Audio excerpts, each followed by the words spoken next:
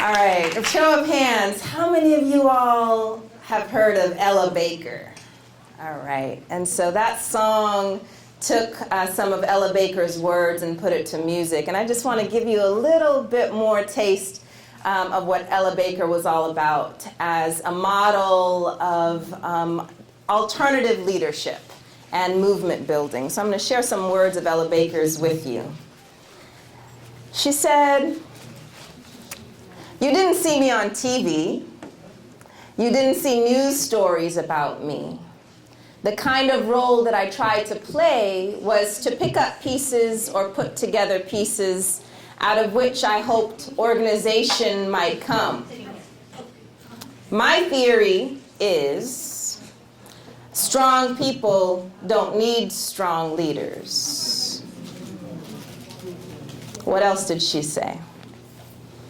"There's also a danger in our culture that because a person is called upon to give public statements and is acclaimed by the establishment, such a person gets to the point of believing that he is the movement." She had very particular people in mind. What else did she say? "I have always thought that what is needed is the development of people who are interested not in being leaders as much as in developing leadership in others." What else did she say? "Oppressed people, whatever their level of formal education, have the ability to understand and interpret the world around them, to see the world for what it is and move to transform it. It's often the people who benefit from systems of oppression who have a hard time seeing the world for what it is." Not her words. "Lastly, remember, we are not fighting for the freedom of the Negro alone, but for the freedom of the human spirit, a larger freedom that encompasses all mankind."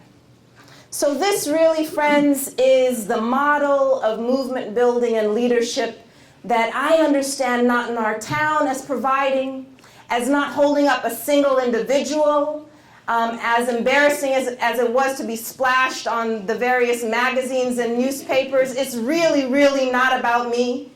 And it was a bit disconcerting to see that happen. But I'm happy to have now met so many like-minded individuals who are ready to work together. This evening is about us talking about the capacities that we all have to contribute, right? Every single one of us, whether it's a younger sibling, whether it's a group of friends, whether it's an organization, a faith group, family members, we all have a circle of influence that we can shape and create something better than what it is, right? It doesn't all have to be at a podium standing on the Mall on Washington, right, to make your dreams a reality.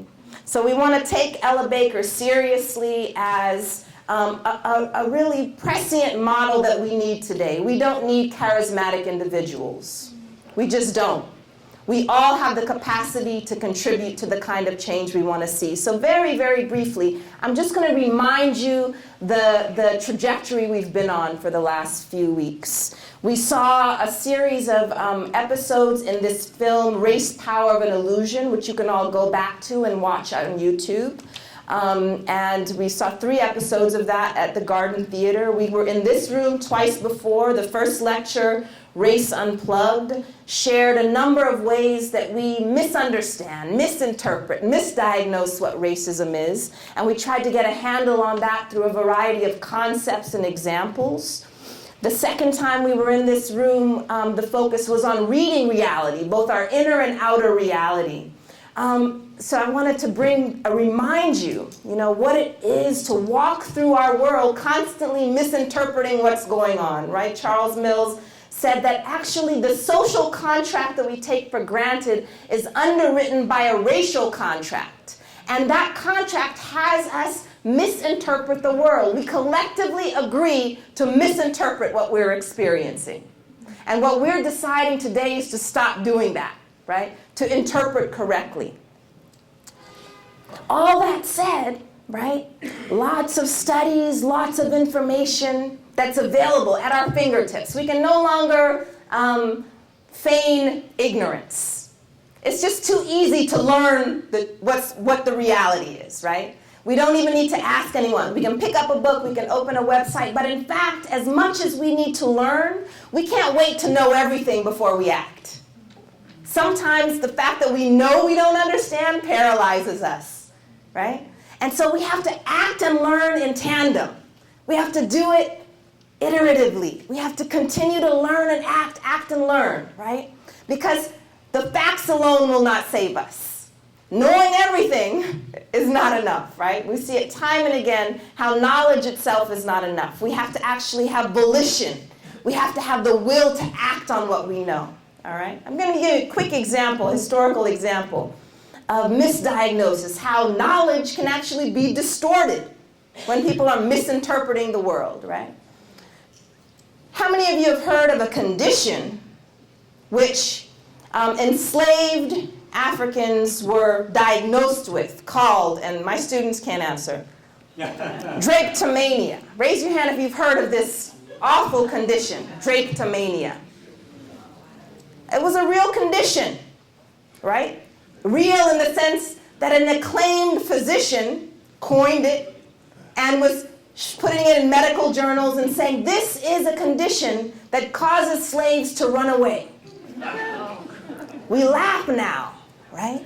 We laugh now, but we also have to think about how many things we're labeling as pathological, problematizing people and their responses to a system that itself is sick, right? See, that's what's happening here. People are responding to an unjust system, and we're pathologizing them and saying there's something wrong with their response, right? We do it all the time. We do it all the time where we locate social problems inside of people, either inside their bodies, inside their cultures, inside their psyches, when they're responding to a sick system, right? We can do it in hindsight, but it's very hard to do it when we're living in it, right? So what did Samuel Cartwright say? This could give you a sense of how official this condition was. In a paper delivered before the Medical Association of Louisiana that was widely reprinted, he said, the malady was a consequence of masters who made themselves too familiar with slaves, treating them as equals. The remedy? They have only to be treated like children to prevent and cure them from running away. What else? In the case of slaves, sulky and dissatisfied without a cause, a warning sign of imminent flight, Cartwright prescribed whipping the devil out of them as a preventative measure. Knowledge, published, official, acclaimed. This is not fringe science. This is not pseudoscience. This is the most acclaimed work of the day, and yet completely misinterpreting, misdiagnosing reality. How often do we do that, right? How often do we accept these misdiagnoses, right? We have to think carefully about all the things that we label as pathological that are in fact incisive, astute, reasonable responses to a broken system, right? So we look around. The fact is, injustice and inequality makes us sick. It doesn't just make those sick who are hurt by an unjust system. It makes us all sick. I'm going to give you a few examples of what I mean by this, because what I'm trying to say is that this is not about just helping the underserved. This is not about a charity work. This is about the fact that our lives are bound up together, right? As long as we allow this system to persist, we are all going to be affected, even if we think we're benefiting from it.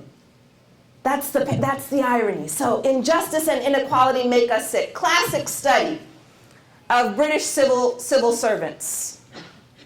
So since 1967 or so, they've been following this longitudinally, looking at individuals who are at different ranks in the civil service system, called the Whitehall studies. So these are people who all have free health care, job security, office jobs, but mortality varies with civil service ranking.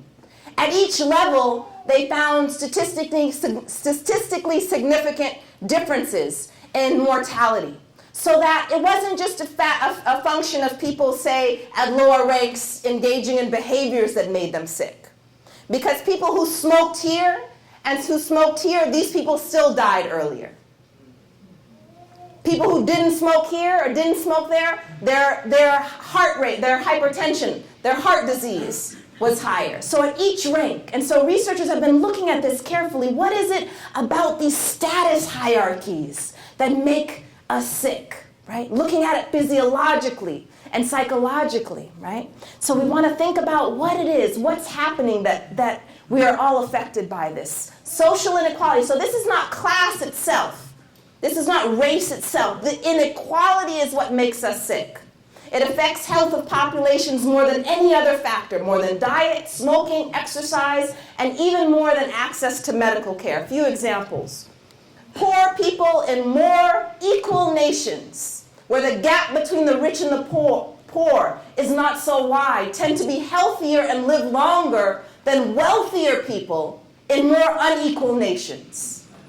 What is it about living in a context in which these gaps are growing? They're not just staying the same, they're growing, that's making people sick, even those who purportedly benefit from that injustice. Middle-income people in the UK enjoy better health than wealthier Americans. Men in Bangladesh are more likely to reach 65 than black men in Harlem. Here's the kicker. A study of 282 US cities found that the greater the difference in income, the wider the gap, the more death rate rose for all income levels, not just the poor, and including white Americans. So if you are a white American in a state that's more unequal, you are going to die earlier than someone who is living in a state that's more equal. How do we wrap our minds around that? What's going on, right? What is it about equality that helps us all, right? So I remember, as a youth going to a boarding school in Southern Africa, where part of the response of living in an unequal context is that people have to vigilantly protect what they have, protect their property over people, so that the walls got higher, the barbed wire got thicker, the guards became more. So you are protecting your stuff, but you're also living in a fortress. You are disconnected from your neighbors. You are suspicious. You are on edge. You internalize this, right? So you may think you're benefiting. You're accumulating stuff. But you're also becoming isolated from your community, right? From other human beings. So we have to think about these unintended consequences, how inequality makes us sick. And I'm going to tell you a quick personal story around this. I'm thinking the theme, that I want to hone in on is this idea of how we internalize, how inequality gets under our skin, right? How it gets under all of our skin. So here's a personal story. My dad and mom, it's hard to see, it's an old photo. So by the way, that movie Loving is coming out. So they got married about 5 years after the Loving case. So in some ways we can see they probably couldn't have got married in this country without that groundbreaking case. So I would encourage everyone to see that film at the Garden Theater. So a few years ago, my father had a stroke, and I'm going to refer to my notes here. And he survived to tell the story about the slow, grueling, and painful tightening that gripped his entire left side. And how over the course of a year, at the age of 59 at that time, he learned to walk again, to drive again. He ran a 5K at one point. He regained his mobility, right?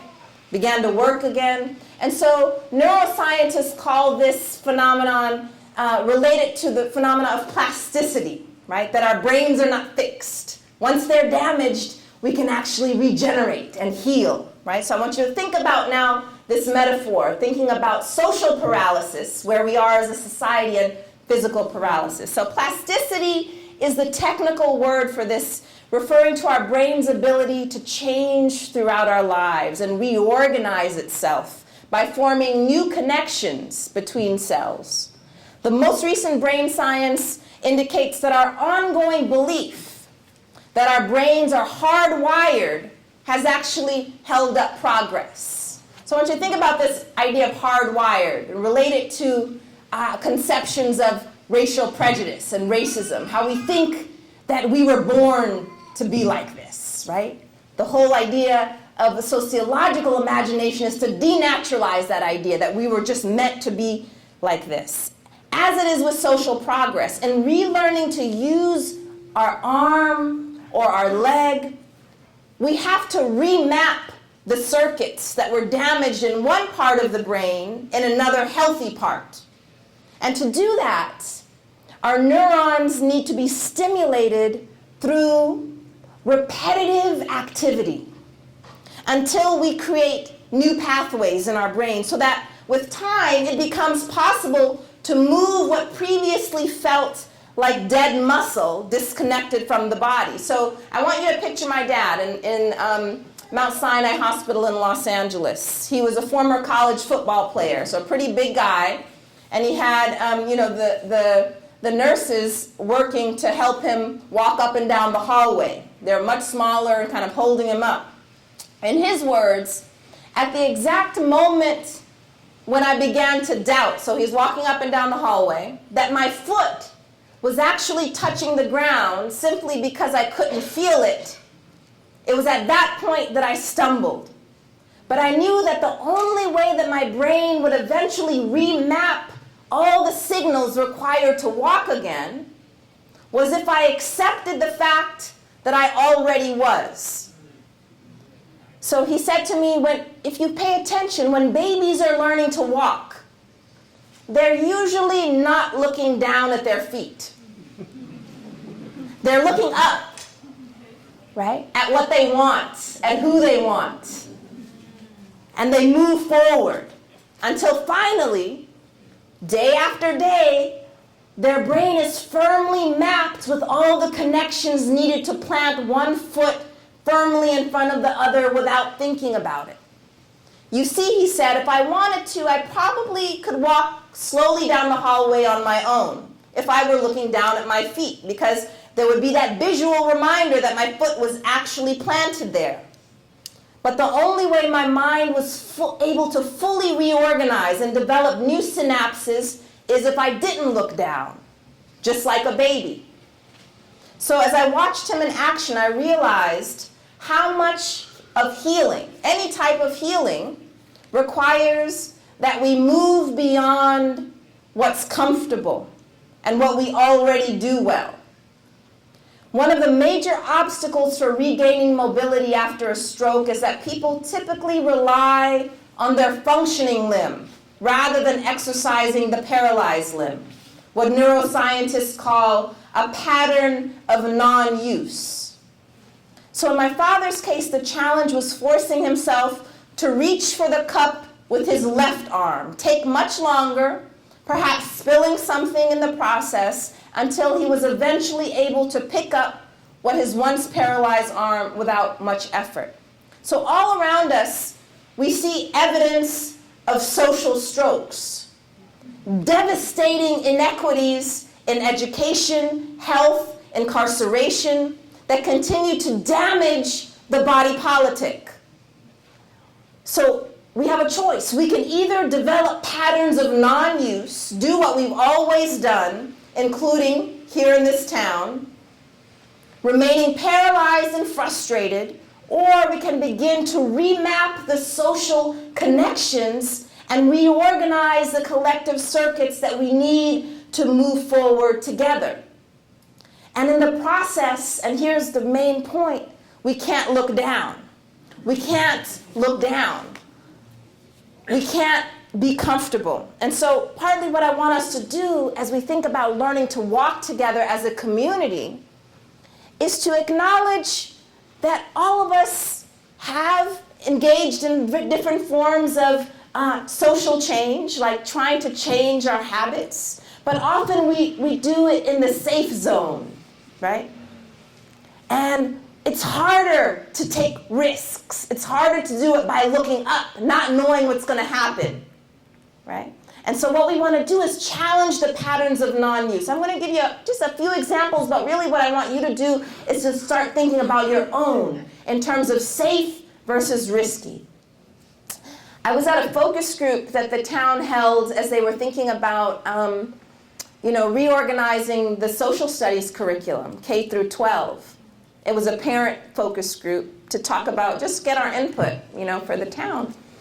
And there was a lot of excitement about globalizing the curriculum, teaching our kids about different countries, different languages, right? And it occurs to me that we are good after a couple decades now of kind of multicultural education, of celebrating diversity, at least in towns like this, right? Not all over the country. In many places that seems like a big step up. I recognize that. But we're starting where we're starting, and we want to push ourselves. So we can celebrate global diversity, right? But it's much harder to think about teaching our kids, not just about all those interesting people out there, right? But to address the inequalities in here, right? To, in fact, teach them racial literacy, teach them the real history of this country, right? So we want to celebrate. That makes us feel good. That makes us feel, in fact, cosmopolitan. Oh, my children, I remember when my son, he had a crush on a girl who was Asian American when he was like in second grade. He's not here. Shut the tape recorder on. And all of a sudden, he was in second grade, you guys, and he was bringing books home from the library about learning Mandarin. First of all, we didn't understand. All of a sudden, these Mandarin books just started showing up, like from the school library. We're like, what's going on? We felt so good. Oh, our kids trying to learn Mandarin. But then we figured out why he was trying to learn Mandarin. But here's an example of, that makes us feel like we're good parents. Our kids are learning languages. They're broadening their horizons. That makes us feel good.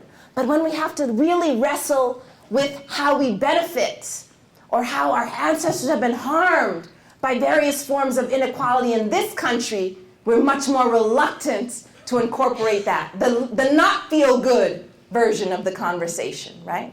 So that would go on the looking up side, to get away from what feels comfortable. Another quick example. We have all kinds of things now. Both at the high school, my 10th grader has to do community service just to get to 11th grade, right? We have whole centers devoted at the university to getting people out there in the community and doing things.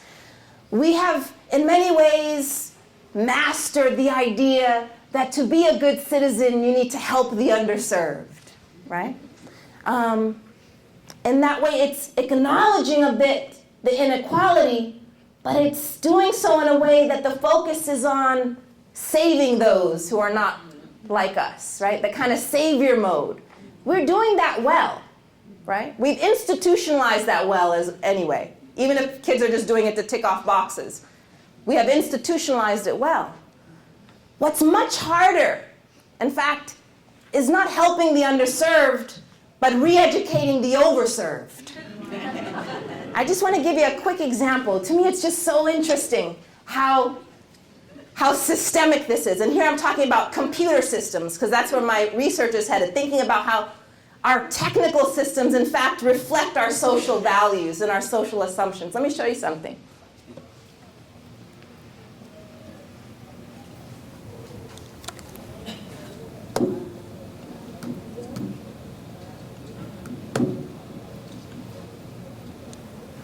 Even the computer doesn't recognize the overserved. It's not a word. Put in overserved, put in overprivileged, over anything. You see, our computer systems, just like us, don't recognize that people are monopolizing things in our society and have been. We are willing to recognize when people are not getting things that we think they should, but not when we are getting things that, in fact, we don't. You see? So this reflects that, right? Check out the red underline. Put in some words. You learn a lot about what we think. So I want you, as we move into small groups, to challenge yourself to move from the safe forms of social change, the looking down, the things you've always done, the things you know how to do well, right? And let's push ourselves. And these will be different for everyone. I can't say that what's risky for me is risky for someone else. Perhaps they got that down. So this is really about reading our inner reality, being honest with ourselves, and not projecting where we are onto others, right? What's safe for someone else may not be safe for us. We have to have this inner dialogue and read our reality and push ourselves, okay? So what we're going to do for the next 45 minutes or so is we have some small groups set up, and we have fantastic facilitators from not in our town who have prepared to just facilitate the conversation before we come back and share what we've talked about. Are these the correct labels of the groups? Okay. I think we're going to tell you where in the room and in the library the different groups are going to be. If you signed up already, you can change groups. You're not stuck with if you signed up over email, but these are the conversations. And what you're thinking about are three things. The goal is threefold. So you're thinking about what do you want to learn more about in terms of racism in this whatever milieu you choose. So say at my workplace, I want to learn about how racism has shaped higher education, right? I know a little bit, I know my experience, but too often we stay at the level of anecdote, and we don't take advantage of the vast stores of knowledge that scholars and others have built to really give us insight about that. So we each going to think about what do we want to learn more about, right? And then we're going to think the next level, like if you were playing a video game, if you passed that level and you said, okay, yeah, I've committed to learning more about this thing. It's not like you're going to learn about it now in the group. You're just going to make a goal to learn more about it outside of this setting. If you pass that level of the game, then you might decide, I want to take some very concrete action to begin to intervene, to shape, say, my workplace or my school or with my friends. And so I want to think about something concrete, not grandiose, not like I want to go and like, you know, just something that would really need a whole organization or a movement to do. We want that to happen too, but right now we're thinking about our individual racial habits and patterns of action. So the next level, if you pass that, sort of decide on an action. And then the third, which is really, I would say, going to hold the other two up, is to figure out a way of being accountable to what you've decided to learn and act upon. And we're going to give you a few different ways to operationalize that accountability. You can choose a partner in the group who you tell, in 3 weeks, call me, ask me if I've learned what I said I wanted to learn, or if I've done what I said I want to do. So you can have a pairing accountability. Your facilitator is willing to contact you to check in if you want just to have a conversation or a text exchange to see if you've stayed accountable to that. And then lastly, when we come back together, there are ways that not in our town and the various organizations and institutions in this town are willing to support individuals to get done what they want to do. And so you can also take advantage of that. And so now I'd like just some direction on where the groups are, so you can choose to go to where you want. And I'm going to hand that over to Linda, and then we'll plan to come back together here at about 8 o'clock. Mm-hmm. Okay, we're going to take one group at a time. So I'll ask anybody who's interested in dealing with their workplace to stand up. Mm-hmm. Caroline Clark Mm-hmm. will be our facilitator. Mm-hmm. Are you leaving? Yes. Okay. Come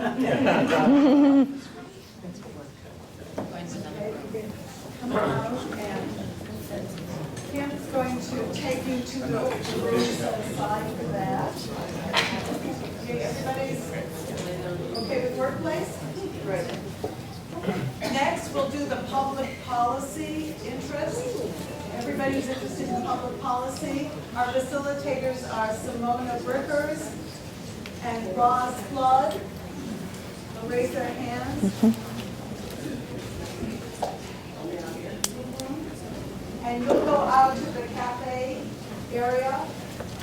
Cafe's closed, so you can use the chairs out there. If need be, you can bring some chairs from the room out there.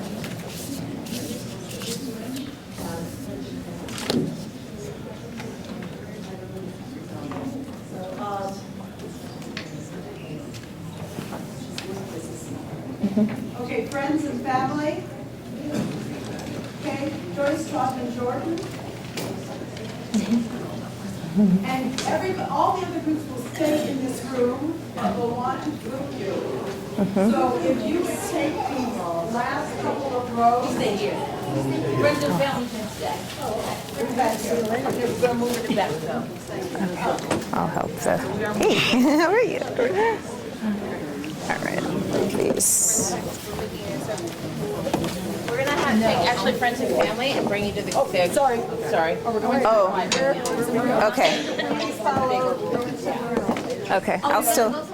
Yeah, you're going to follow kids. Okay, I'll make this group. Sorry, y'all. You guys listen first. Alright, well, we were gonna leave, but then the other group is so much bigger. And then we can put one group here. Which one is this? We're gonna do Okay, workplace workplace. Okay. Workplace is going to be here. Civic and faith organization, will you folks stand?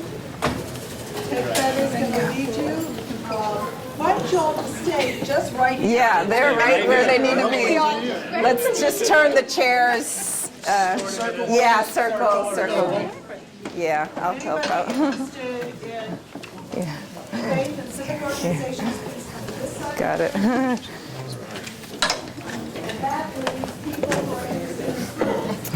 Hi, how are you? Nice to see you. It's been a while. You too. I think I did, but we can double check. Thanks. Thank you. Oh, yeah.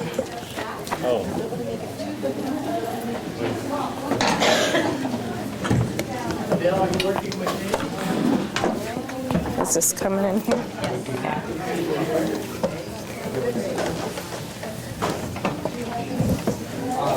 Yeah? Is that good? Yeah, that's good. All right.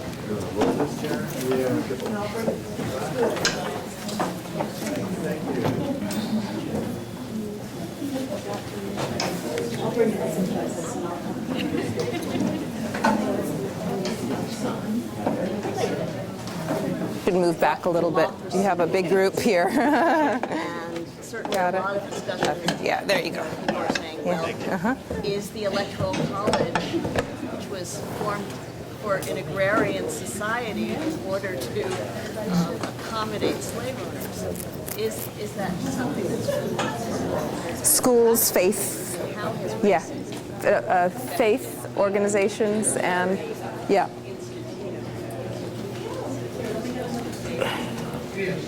kind of society that's probably maybe something that we're all still grappling with. And I guess maybe we can, that's one thing to talk about. Well, it's one area. I mean, I guess there's so many areas of public policy that we could address. But that's one place that we talk about. Maybe other areas. My name is Ed Fetter, and I have agreed to... Does anyone have any thoughts? Oh, who's your person? Oh, you're, oh, okay. We do have a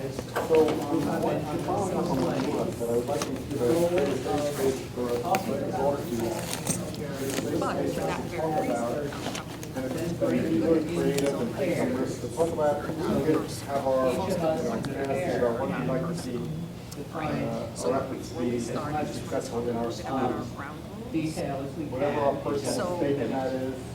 What we think what about the effect of racial I'm going to say a couple of things on why it's important for me. Oh, yeah, sorry. Organization this can come back I'm sorry, out that's week we into drug this alcohol. group.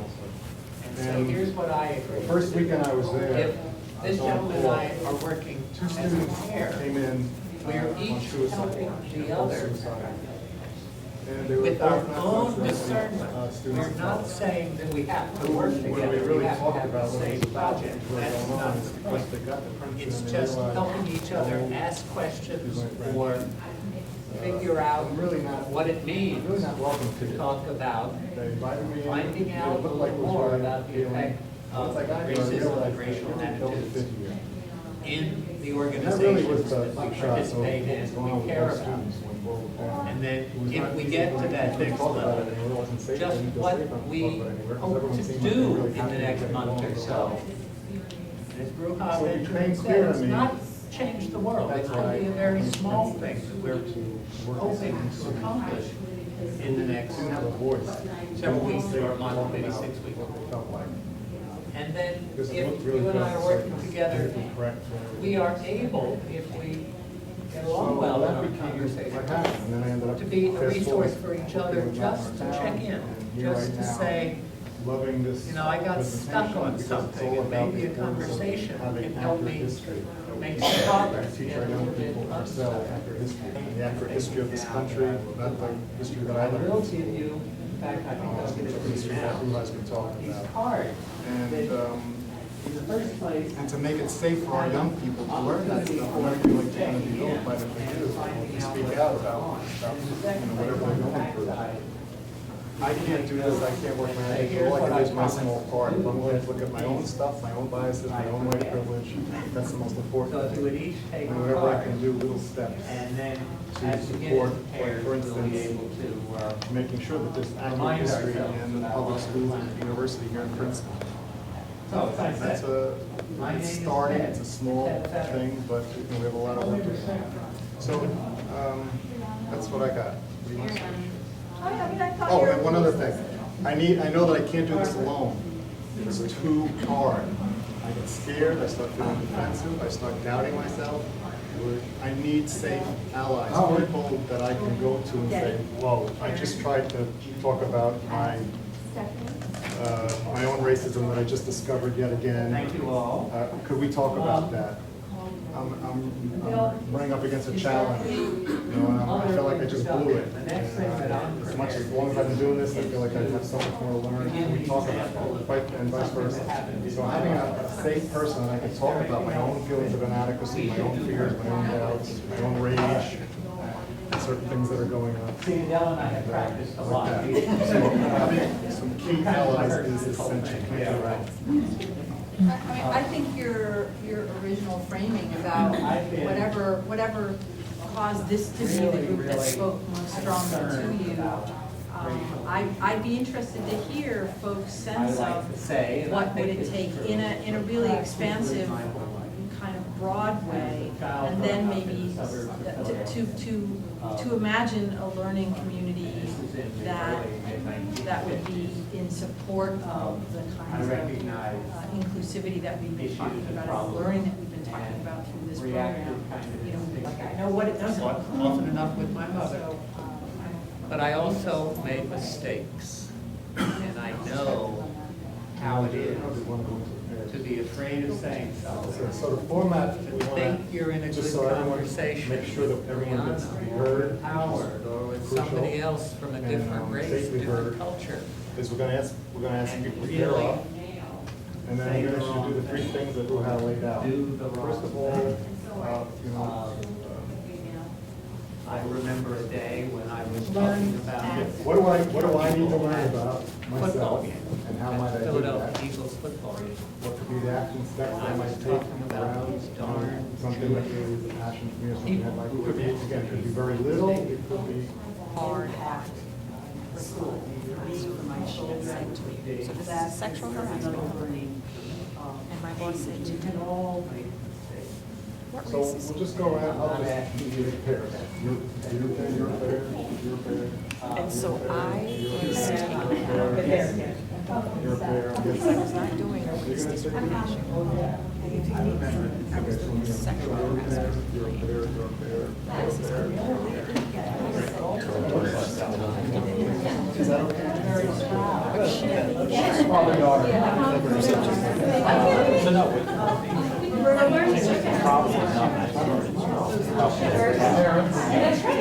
That's right.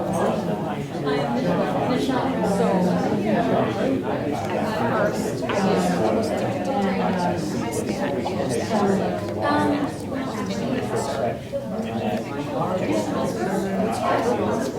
My parents are still there.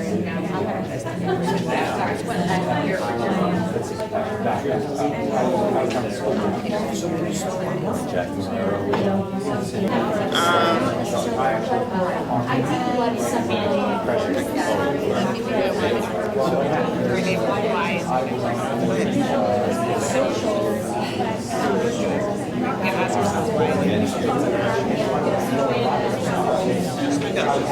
Why is it that many other developed countries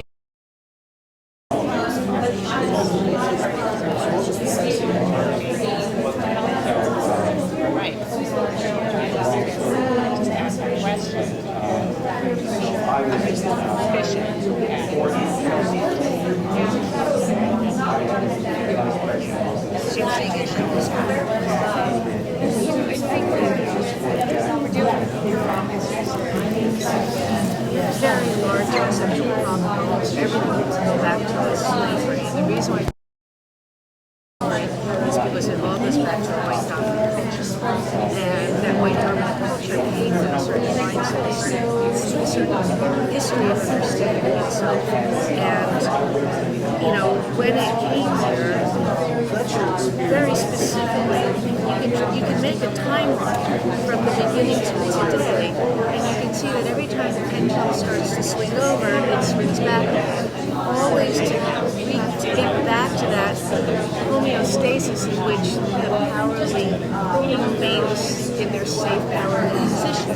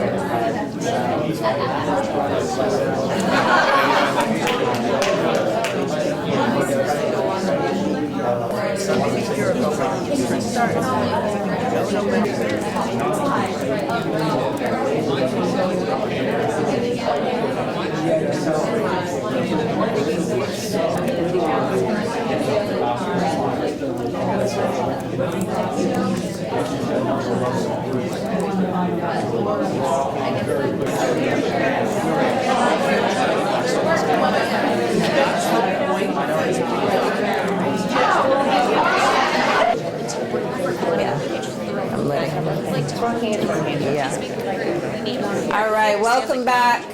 Welcome back. My eavesdropping was very rewarding. I got to hear lots of great ideas, and I want to give those who are in different groups a chance to hear at least one or two ideas that came up across the groups. And so think to yourself, is this something you can succinctly share with all of us to equip us to think about the actions we can take, what we can learn?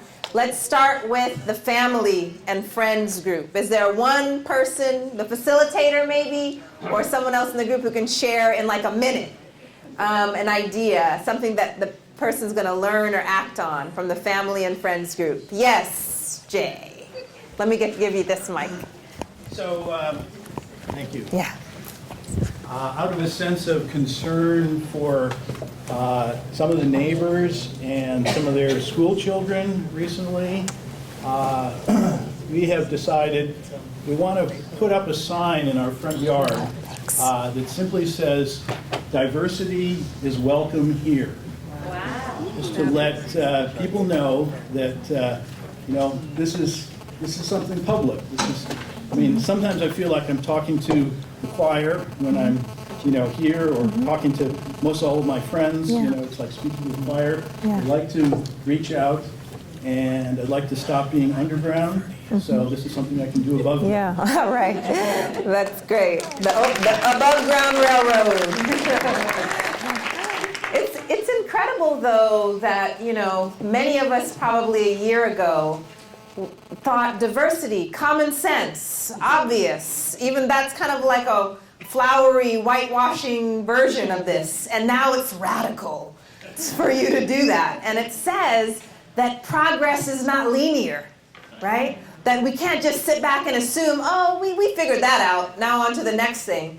we have to fight for our values, right, in order to keep them manifest. The fact that that is now something that you have to say and be, you know, and that you can in fact be attacked for, you know, and outcast for is telling us something about how we have to fight every step of the way to enact our vision of the world as inclusive and just, right? So that was family and friends. Let's go to workplace. Workplace, one succinct idea, something you're gonna do, concrete.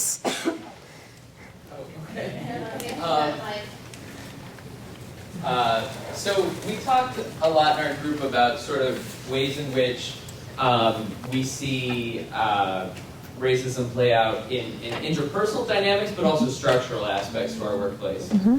So for instance, in my workplace, basically all of the management are white, and most of the workers are people of color. And so then we spoke also about, we were talking about, like in the movie, we saw a lot about how laws a long time ago put in place structures around racism without necessarily naming race. We talked about, hey, that's still in process right now. And so I've done some work around the minimum wage, and we got into talking about how there's this effort right now to raise the minimum wage in the state, but there's this talk about making carve-outs so that farm workers, for instance, wouldn't be included, or workers under 21 wouldn't be included in the minimum wage, make that part of the state constitution. So we talked about, hey, that constitutional amendment, it doesn't name people of color. It doesn't say, oh, we're going to... But if you think about how many, you know, white households are supported by income from people under 20 versus how many households of color and how many, you know, white people are farm workers in our state versus how many people of color. Thinking about how important it is to fight for a higher minimum wage that's for everybody and that doesn't carve people out. Thank you. I mean, that was the loophole of the New Deal, right? To the exception of domestic workers and farm workers, that you don't say explicitly that it's to exclude racial minorities, but you do it through other coded ways of, you know, including particular classes of individuals, and we have to watch out for that. That's part of the literacy, is to see beyond the surface of what you're being told something is, to read between the lines and under the surface so that you can act with knowledge, right? Let's go to the faith and civic organizations group. One idea, concrete, succinct. Anybody volunteer? If not, there's a backup. Anybody want to volunteer? All right. Stephanie? All right, thank you. So one of the things, we talked about multiple things. There were many vantage points, but I guess... Put it closer to your mouth. Is this better? Okay. So one thing that communities of faith might consider is organizing and having a committee, an expressly anti-racist committee that might suggest to either their session or whatever the governing council is, to include things that are expressly anti-racist as part of the litany, and to ensure that with some level of frequency there are sermons or meditations that address anti-racism. Thank you. Very succinct and concrete. I appreciate that. Let's go to the school and education. Is there one concrete idea, either something you need to learn more about or something you want to act on before we go to the last group? Yeah, please. Okay. I guess one thing we talked about was making sure that the curriculum includes the discussion of racism, and that it not be a single meeting or a class or two classes, but it be throughout the program. Also talked about having people that you can talk to, safe places, counselors, or I guess in Montgomery, there's Hillsborough, there's an area, group of kids who might be available to speak with if you have some issue. But make sure there's places where you can go and have a conversation and you feel safe about it. Thank you. Awesome. Public policy. Public policy. All right, Simona.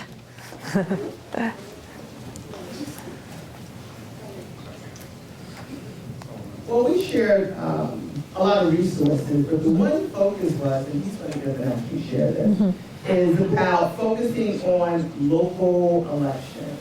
Who's actually in your township and in your city making decisions for you, because that's who your local elections. So we first compiled a list of resources that we use to get information about local elections and local policies. We shared anecdotes about how reaching out, writing letters, asking for clarification is very effective. And so it's things we can do. And last we talked about how actually following the issues, like there are so many issues to follow, so it can be kind of mind-numbing.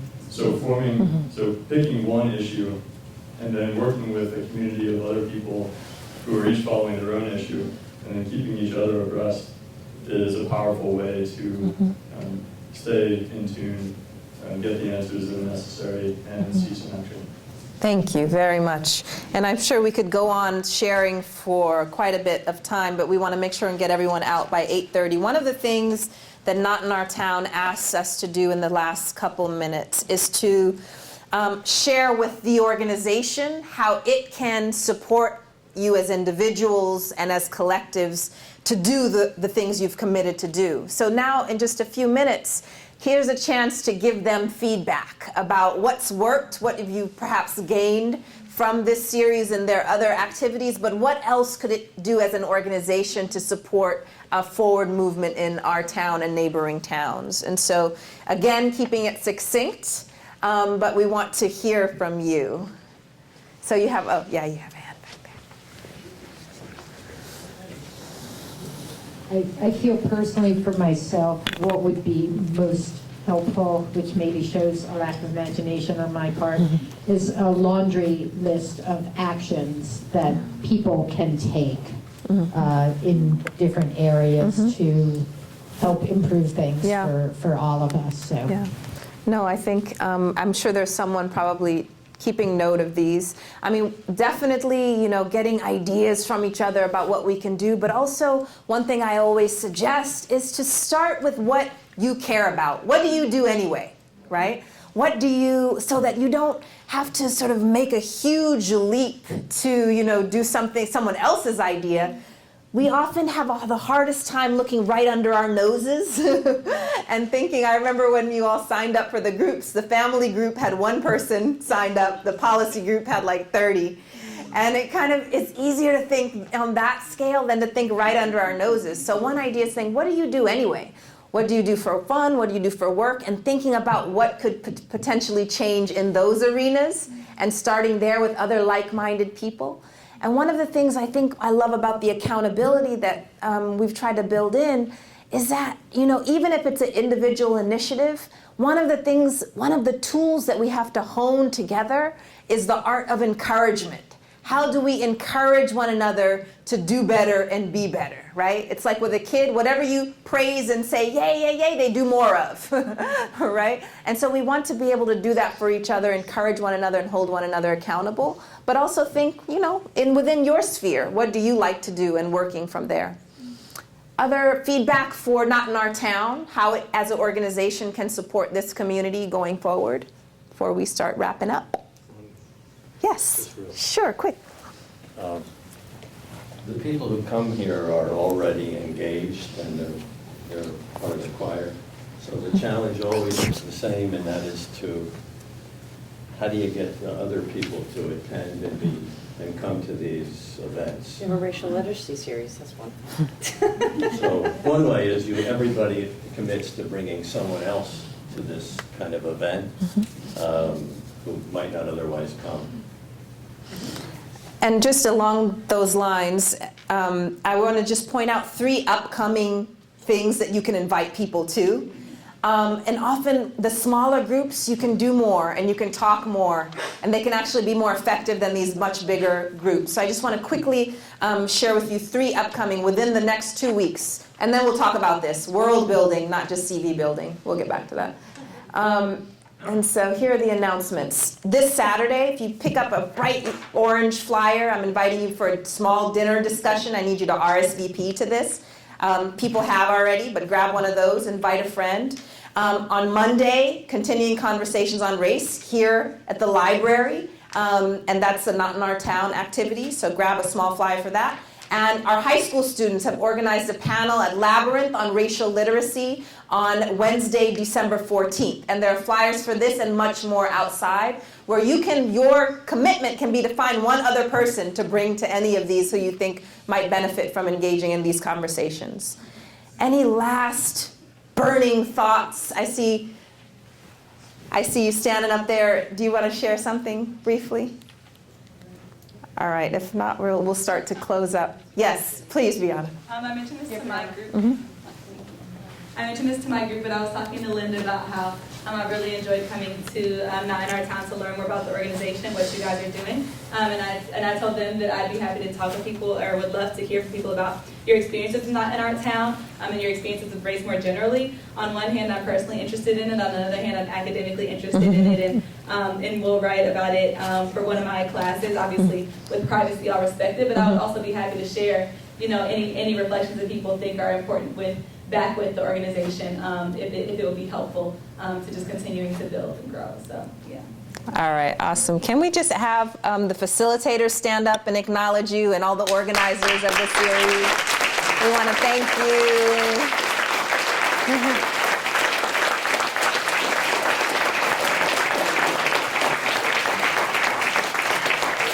We really are lucky to live in a place that people volunteer their time and energy to get us together in this room and have meaningful conversations. So we appreciate you, Not in Our Town, the library, the Garden Theater, and I'm going to see if Kim or Linda or anyone has any last burning before we go. Say thank you. Oh, my pleasure, my pleasure.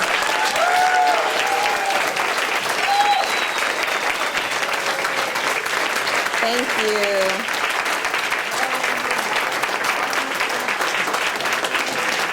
So this is my motto, world building, not just CD building. You'd be surprised if I showed you what our institutions value.